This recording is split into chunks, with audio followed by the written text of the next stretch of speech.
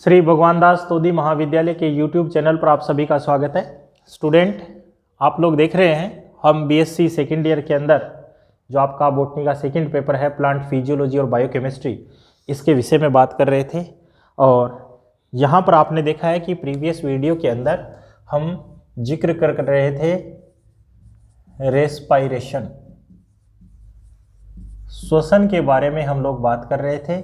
और श्वसन में आप लोगों ने जाना है, हमने श्वसन के बारे में डेफिनेशन को बताया कि श्वसन की डेफिनेशन जो है वो किसके द्वारा दी गई है, इसकी डिस्कवरी के बारे में बताया है और ये किस प्रकार की रिएक्शन होती है, रेस्पायरेटरी सबस्ट्रेट जो है उनके बारे में हम लोगों ने जिक्र किया है।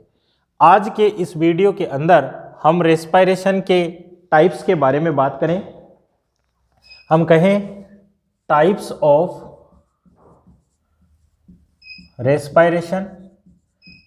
रेस्पायरेशन के जो प्रकार है उनकी आप लोग बात करें तो आप लोग रेस्पायरेशन के टाइप्स की बात करते हैं तो आप लोग देखेंगे कि सबसे पहले हम बात करें ऑन द बेसिस ऑफ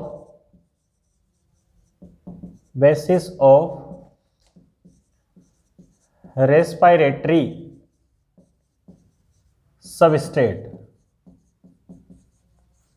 जो श्वसन क्रियाधार है उसकी उपस्थिति के आधार पर जो रेस्पायरेशन आप लोगों को देखने को मिलता है, तो यहाँ पर आप लोग देखेंगे कि यहाँ पर दो प्रकार के रेस्पायरेशन आप लोगों को देखने को मिलते हैं। फर्स्ट नंबर फ्लोटिंग रेस्पायरेशन,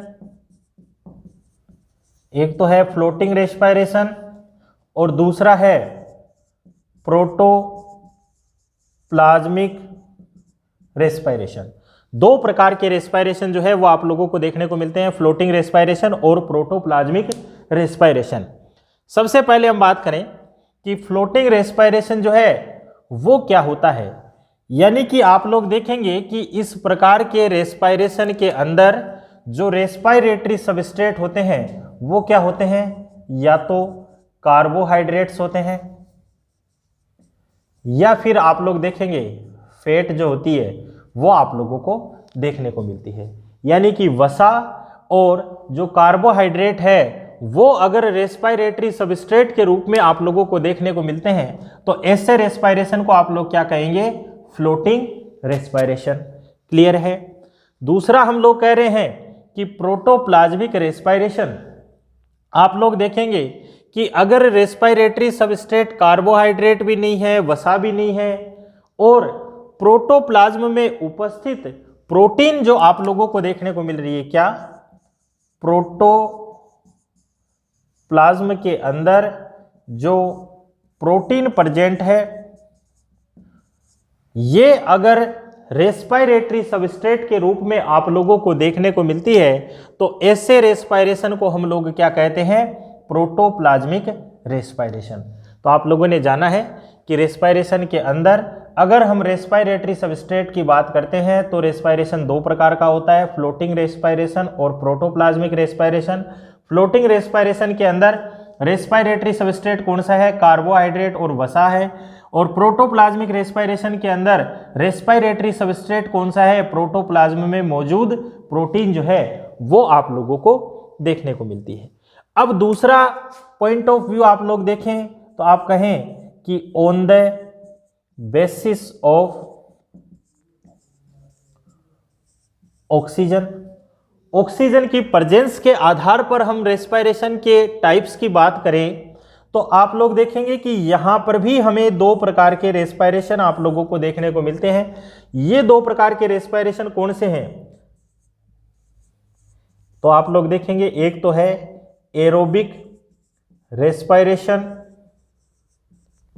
जिसे आप लोग कहते हैं वायवीय श्वसन, और दूसरा है एन एरोबिक रेस्पायरेशन, अवायवीय श्वसन। एक तो वायवीय श्वसन है और एक अवायवीय श्वसन है। एरोबिक रेस्पायरेशन यानी कि ऐसा रेस्पायरेशन जो कि O2 की प्रेजेंस में कंप्लीट होता है, ऑक्सीजन की प्रेजेंस में रेस्पायरेशन की क्रिया कंप्लीट हो रही है, तो ये क्या है आपका एरोबिक रेस्पायरेशन के रूप में आप लोगों को देखने को मिल रहा है। दूसरा रेस्पायरेशन एन एरोबिक रेस्पायरेशन यानी कि यहाँ पर क्या होता है, O2 की एब्सेंस में रेस्पायरेशन की क्रिया हो रही है, तो ऐसे रेस्पायरेशन को आप लोग क्या कह रहे हैं, एन एरोबिक रेस्पायरेशन के रूप में इसे डिफाइन करते हैं। तो ये आप लोगों का टॉपिक आप लोगों को देखने को मिलेगा। टाइप्स ऑफ रेस्पायरेशन की आप लोग बात करते हैं तो टाइप्स ऑफ रेस्पायरेशन के अंदर आप लोगों को दो प्रकार के पॉइंट ऑफ व्यू नजर आते हैं और दो प्रकार के पॉइंट ऑफ व्यू में आप लोगों को इस प्रकार के रेस्पायरेशन जो है वो आप लोगों को देखने को मिलते हैं। यहाँ पर हम बात करते हैं सबसे पहले कि आप लोगों को डिफरेंस देखने को मिलता है, कई बार एग्जाम के अंदर इससे रिलेटेड क्वेश्चन भी कर लिया जाता है। एरोबिक और एन एरोबिक रेस्पायरेशन के अंदर क्या कुछ डिफरेंस जो है वो नज़र आते हैं, उसके बारे में हम लोग बात करते हैं। तो आगे का इस पॉइंट बन जाएगा आप लोगों को, difference between aerobic and anaerobic respiration.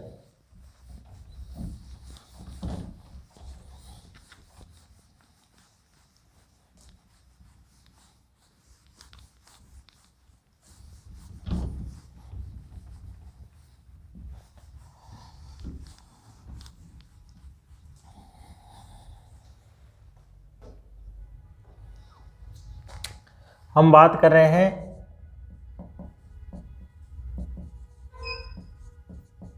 Difference between aerobic and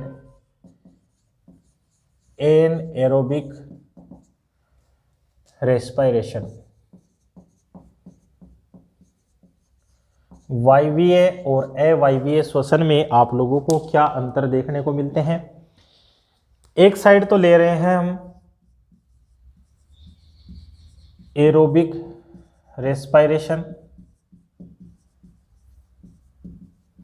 वहीं दूसरे साइड में हम लोग ले रहे हैं एन एरोबिक रेस्पायरेशन।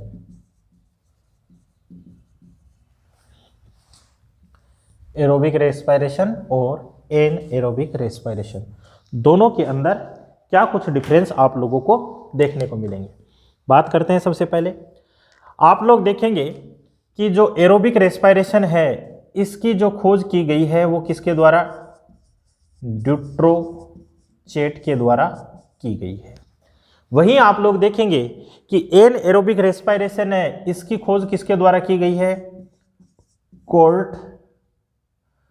कोव के द्वारा की गई है। एक पॉइंट तो ये ध्यान में रखना है कि एरोबिक रेस्पायरेशन की खोज किसने की है, ड्यूट्रोचेट ने। एन एरोबिक रेस्पायरेशन की खोज किसने की है, कोव ने की है। दूसरी बात आप लोग देखेंगे कि एरोबिक रेस्पायरेशन जो है वो क्या होता है, O2 की प्रेजेंस में कंप्लीट होता है, जबकि आप लोग देखेंगे कि एन एरोबिक रेस्पायरेशन जो होता है वो O2 की एब्सेंस में कंप्लीट होता है। क्लियर है, हमने इसी आधार पर कहा था एरोबिक रेस्पायरेशन और एन एरोबिक रेस्पायरेशन। फिर दूसरा आप लोग देखेंगे कि जो एरोबिक रेस्पायरेशन होता है ये कहां पर होता है, साइटोप्लाज्म के अंदर एंड माइटोकॉन्ड्रिया के अंदर कंप्लीट होता है। वहीं आप लोग देखेंगे कि एन एरोबिक रेस्पायरेशन जो होता है वो केवल साइटोप्लाज्म के अंदर कंप्लीट होता है। यहां पर माइटोकॉन्ड्रिया जो है वो आप लोगों को नहीं देखने को मिलती है। साइटोप्लाज्म के अंदर ये रेस्पायरेशन हो गया, आगे ऑक्सीजन प्रेजेंट नहीं है, माइटोकॉन्ड्रिया के अंदर ऑक्सीडेशन की क्रिया नहीं होगी और डायरेक्टली क्या होगा, फर्मेंटेशन की प्रोसेस जो है वो आप लोगों को देखने को मिलेगी। तो ये पॉइंट ध्यान में रखना है कि साइटोप्लाज्म और माइटोकॉन्ड्रिया में कंप्लीट होता है, जबकि ये कहां पर हो रहा है, साइटोप्लाज्म के अंदर कंप्लीट होता है। अब आप लोग देखेंगे कि एरोबिक रेस्पायरेशन के अंदर क्या होता है कि यहां पर अगर हम बात करें ग्लूकोज की, तो ग्लूकोज के कंप्लीट ऑक्सीडेशन से आप लोग देखेंगे कि कितने एटीपी बनते हैं, 38 एटीपी जो है वो आप लोगों को प्राप्त होती है। जबकि आप लोग देखेंगे कि एन एरोबिक रेस्पायरेशन के अंदर केवल 2 एटीपी का आप लोगों को प्राप्ति जो है वो देखने को मिलता है। क्यों, बताते हैं। आप लोग देखेंगे कि साइटोप्लाज्म के अंदर क्या होगा, ग्लाइकोलाइसिस की क्रिया होगी और ग्लाइकोलाइसिस की क्रिया के माध्यम से आप लोगों को देखने को मिलेगा कि यहाँ पर टोटल मेनली 10 एटीपी बनते हैं, लेकिन 2 एटीपी यूज आने के कारण से ग्लाइकोलाइसिस में आप लोगों को देखने को मिलेगा कि 8 एटीपी जो होती है वो नेट प्रॉफिट के रूप में आप लोगों को देखने को मिलती है। ग्लाइकोलाइसिस के बाद में जो पायरुविक एसिड बनता है वो इंटर करता है आपके माइटोकॉन्ड्रिया के अंदर। यहाँ पर एसिटाइल को एंजाइम ए बन रहा है, क्रेब साइकिल के द्वारा एनर्जी का फॉर्मेशन हो रहा है। तो आप लोग देखेंगे कि टोटल यहाँ पर 2 पायरुविक एसिड से 30 एटीपी जो है वो बनाई जाती है। तो 30 एटीपी तो कहाँ पर बन गई, आप लोगों के किस चीज पर बन गई, माइटोकॉन्ड्रिया के अंदर बन गई और ग्लाइकोलाइसिस में बन गई। यानी टोटल कितने 38 एटीपी जो है वो फॉर्म किए जाते हैं। जबकि एनएरोबिक रेस्पिरेशन में आप लोग देखेंगे कि यहां पर क्या हो रहा है, केवल ग्लाइकोलाइसिस हो रहा है। ग्लाइकोलाइसिस के द्वारा आप लोगों ने देखा कि 8 एटीपी जो है वो बना दी गई, लेकिन इसके बाद में ऑक्सीजन प्रेजेंट नहीं है, तो फर्मेंटेशन की क्रिया होगी। और फर्मेंटेशन की क्रिया में आप लोग देखेंगे कि यहां पर क्या होता है, 2 NaDH2 जो होती है वो यूज कर ली जाती है।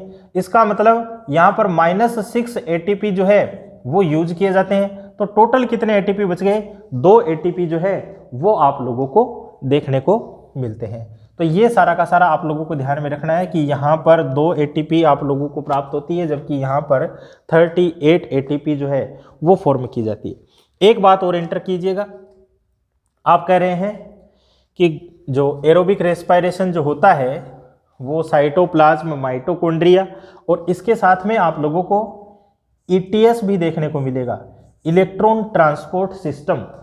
क्योंकि आप लोग देखेंगे कि माइटोकॉन्ड्रिया के अंदर क्रेब साइकिल बन रहा है।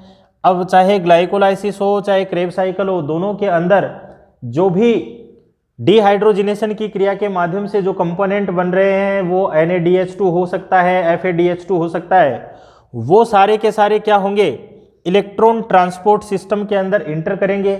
और इस इलेक्ट्रॉन ट्रांसपोर्ट सिस्टम के अंदर आप लोग देखेंगे कि एटीपी का फॉर्मेशन किया जाएगा। तो यहाँ पर ये सारा का सारा काम जो है वो किस रूप में होगा, साइटोप्लाज्म, माइटोकॉन्ड्रिया और ETS के माध्यम से होगा, जबकि यहाँ पर केवल साइटोप्लाज्म के माध्यम से होगा। क्लियर है। नेक्स्ट हम बात करें, आप लोग देखेंगे कि एरोबिक रेस्पिरेशन की क्रिया के अंदर लगभग 686 kcal जो एनर्जी है उसकी प्राप्ति होती है। क्योंकि इतने एटीपी बन रहे हैं तो यहाँ पर आपको मोस्टली इतनी एनर्जी जो है वो प्राप्त होती है कंप्लीट ऑक्सीडेशन के परिणाम स्वरूप। जबकि आप लोग देखेंगे कि एनएरोबिक रेस्पिरेशन के अंदर केवल 24 kcal एनर्जी जो है उसकी प्राप्ति आप लोगों को देखने को मिलती है। केवल इतनी ही एनर्जी जो है वो प्राप्त होती है।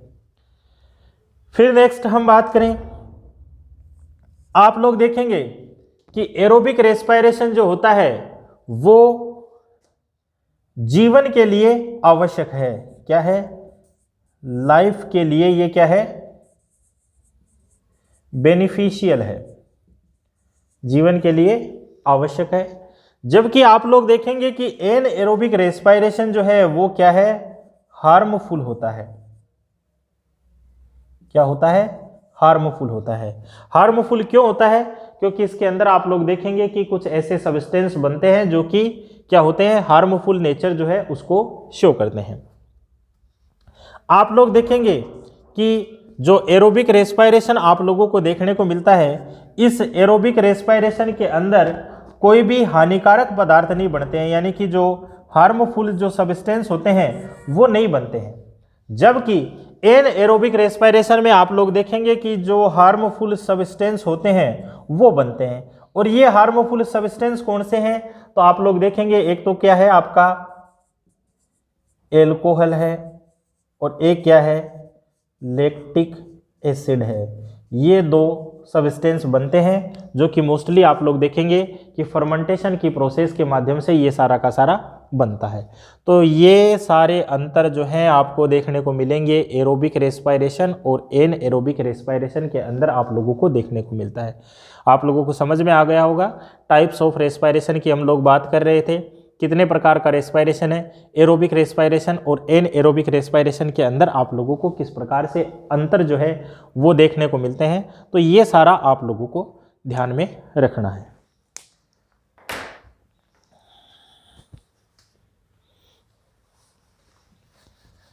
अब इसी रेस्पायरेशन के अंदर हम लोग देखें कि आपने कहा कि भाई एनर्जी की प्राप्ति हो रही है, एरोबिक रेस्पायरेशन आप लोगों को देखने को मिल रहा है, एन एरोबिक रेस्पायरेशन देखने को मिल रहा है। आपने कहा कि एरोबिक रेस्पायरेशन के अंदर एटीपी कितने आप लोगों को प्राप्त हो रही है, एन एरोबिक रेस्पायरेशन में कितने एटीपी प्राप्त हो रही है और क्यों हो रहा है इस तरह से, इतनी एनर्जी ही हमें क्यों मिल पा रही है।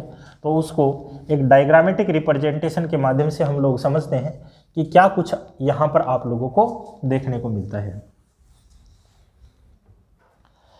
आप लोग देखेंगे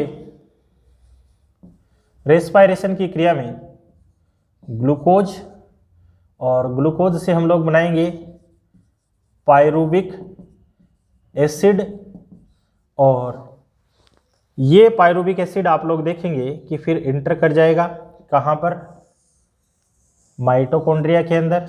और माइटोकॉन्ड्रिया की स्ट्रक्चर आप लोगों ने देखी हुई है कि भाई इसकी स्ट्रक्चर में आप लोगों को क्या देखने को मिलता है,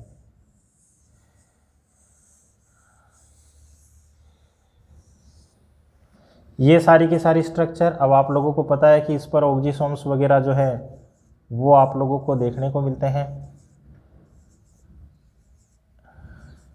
आपने स्ट्रक्चर के बारे में जाना था कि इसकी स्ट्रक्चर में ये सारी चीज़ें क्या है, F0 F1 पार्टिकल है, इनर मेम्ब्रेन है, आउटर मेम्ब्रेन है और इनर मेम्ब्रेन के अंदर आप लोगों को फोल्डिंग जो है वो आप लोगों को देखने को मिल रही है। इस फोल्डिंग को आप लोग क्या कहते हैं, ट्यूबुली या क्रिस्टी के रूप में इसको रिप्रेजेंट करते हैं। इस पर आपने कहा कि इस पर क्या पाया जा रहा है, टेनिस के रैकेट जैसी संरचनाएं जिनको आप लोग क्या कहते हैं, ऑक्सीसोम कहते हैं। तो आप लोग देखेंगे इस पायरुविक एसिड जो है, ये पायरुविक एसिड इंटर करेगा, कहाँ पर इंटर करेगा, इस जगह इंटर कर रहा है। इसको क्या कह रहे हैं, पेरीमाइटोकॉन्ड्रियल स्पेस। और यहाँ पर क्या बनेगा, एसेटाइल कोएंजाइम ए। और ये एसेटाइल कोएंजाइम ए कहाँ पर बन रहा है, तो आप लोगों को ध्यान में रखना है, पेरीमाइटोकॉन्ड्रियल स्पेस के अंदर बन रहा है। क्लियर है। अब एसिटाइल कोएंजाइम ए बनने के बाद में ये एसिटाइल कोएंजाइम ए अंदर इंटर कर गया और यहाँ पर क्या हो रहा है, तो आप लोगों को ध्यान में रखना है, यहाँ पर क्या चीज़ हो रही है, क्रेब साइकिल। ये क्या है, माइटोकॉन्ड्रिया की मैट्रिक्स है, माइटोकॉन्ड्रिया की मैट्रिक्स जिसके अंदर क्रेब साइकिल के एंजाइम पाए जाते हैं। और ये क्या चीज़ है, तो आप लोगों को ध्यान में रखना है, ऑक्सीसोम है या F0 F1 पार्टिकल कह सकते हैं, फर्नांडेज मोरेन पार्टिकल कह सकते हैं या एलिमेंट्री पार्टिकल कह सकते हैं। और इसके अंदर क्या होता है, ETS की क्रिया होती है, इलेक्ट्रॉन ट्रांसपोर्ट सिस्टम जो है वो आप लोगों को देखने को मिलता है। तो आप लोग देखेंगे कि इस क्रेब साइकिल के अंदर फिर क्या होगा, यहाँ पर एटीपी का फॉर्मेशन किया जाएगा। कितने एटीपी बनेंगे, वन